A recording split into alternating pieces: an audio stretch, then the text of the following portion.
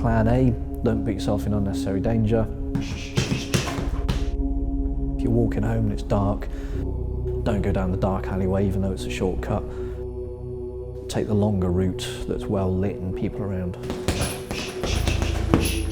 Plan B, if you do get into danger, run. Just be faster than whatever's scaring you. If you can run faster than they can, there's no problem. Plan C, defend yourself. And that's what we do. We teach you how to defend yourself.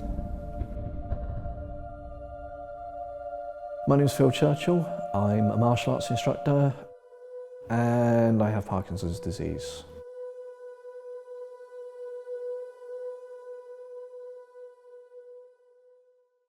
Coming to attention. Sir. Bowing forward. Yes, sir. Diagonal stance. Sir. To my count. 1, 2.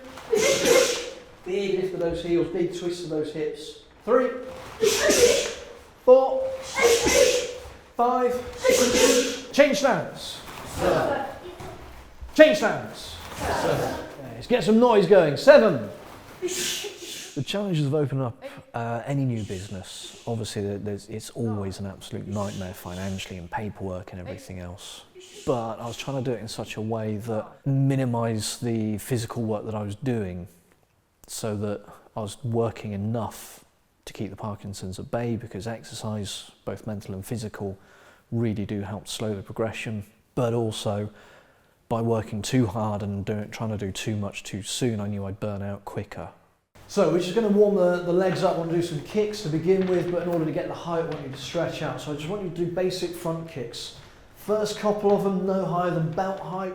If he didn't have martial arts, he didn't have Plan C, I don't know what he'd be doing now.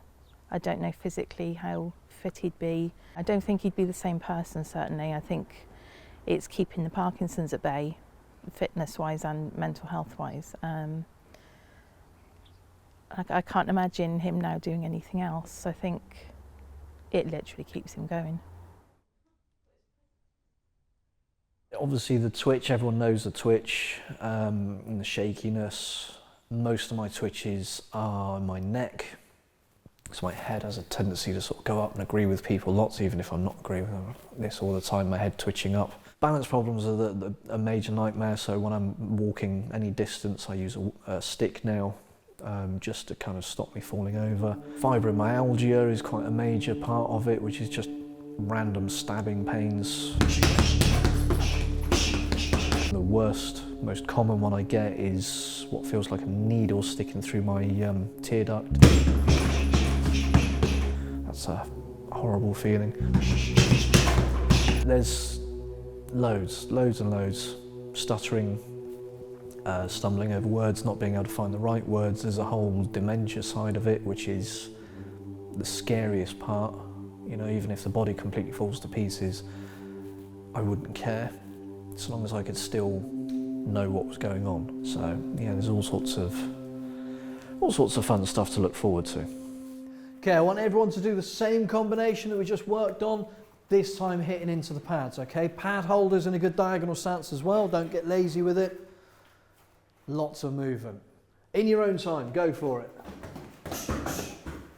Start off nice and slow, nice and easy, and then start adding some speed and some aggression.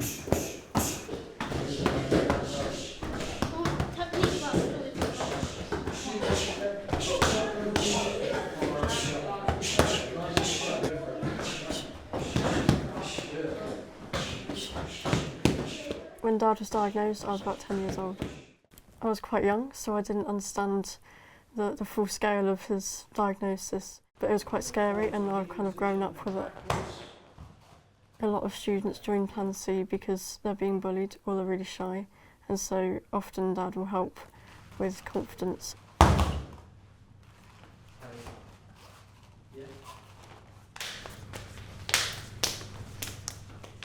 He helps students who have physical disabilities, and some people have not progressed as far along as they should have in their diagnosis because of the regular exercise and the way that he's impacted them. But if you sort of start off with a wide sort of hooking from, go from your right side, Okay. And I'm going to do a nice simple outside forearm block. I am severely sight impaired, registered blind. I've lost over 90% of my vision due to various conditions, the main one being retinitis pigmentosa. From that position, I can come in with the back that side. And then we can start mixing it up. I don't like being that close, that's the thing, you know. I mean, if you think, if I was to take your eyesight down to maybe a Satsuma size that you're looking at, Yeah. you know, I'm going off on the basis of the fact that you've told me where these strikes are coming from, and I'm expecting the fact that Because I'm coming out of nowhere. yeah, it's literally, there's nothing there. I mean, I can't even see my hands here. So instead of that big slow hook that I do, to let them know it's coming from a mile away, there's no help to you.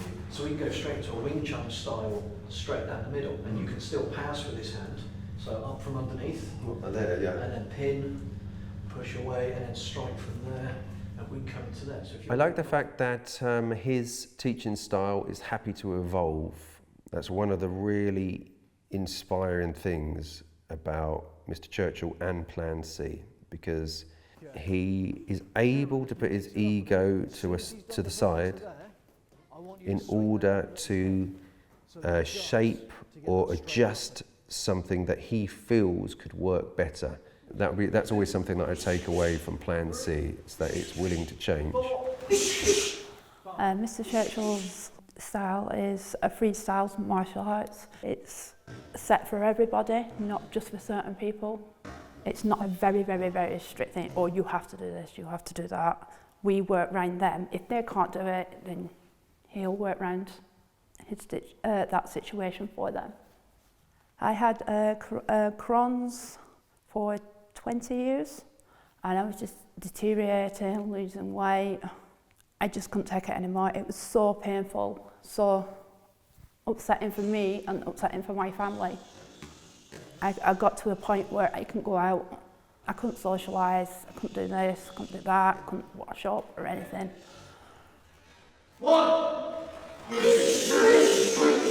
It's helped me with my confidence and being able to be around people again. I just feel more good about myself. So we're going to start. Change stance for me. So jab, jab. Hang on. So we're going to this one here. Okay, you ready? Nice and soft. Jab, jab on the one I'm touching. Jab, jab, cross, hook, uppercut.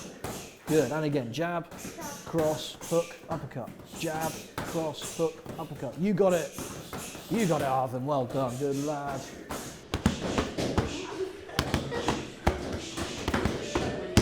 I can't ever envision a time when I'd want to stop, because students come to me for a reason, and most of the time that reason is I want to be a black belt. Unless all my students kept black belts, I don't want to stop. And with new students joining up all the time, there's no end to it. Martial artists don't ever want to stop teaching. We just want to keep going and going and going until, you put me in a box. And that's it, that's when I'll stop. Parkinson's being progressive illness, I know tomorrow I will be worse than I am today. So it gives you that focus of, if there's something you want to do, get on and do it today, because you might not be able to tomorrow.